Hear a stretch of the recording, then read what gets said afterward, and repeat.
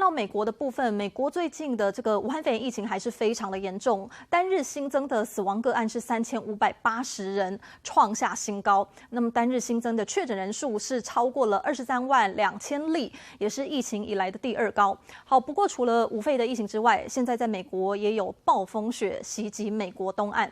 这个暴风雪袭击的这个区域包括了美国华府、纽约市、马里兰州，还有维吉尼亚州跟宾州，影响超过5000万人。那部分地区的积雪可能都已经达到60公分，而雪下的相对比较少的地方也有30公分的积雪。那么在宾州呢，因为积雪发生了这个连环车祸，造成2个人死亡的这个事件。那么另外在新泽西州有部分的公车还有火车的班次也都因为积雪而停驶。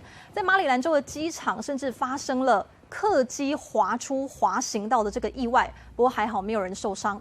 那么另外在纽约则是3大机场都传出因为积雪取消了2成到3成的航班。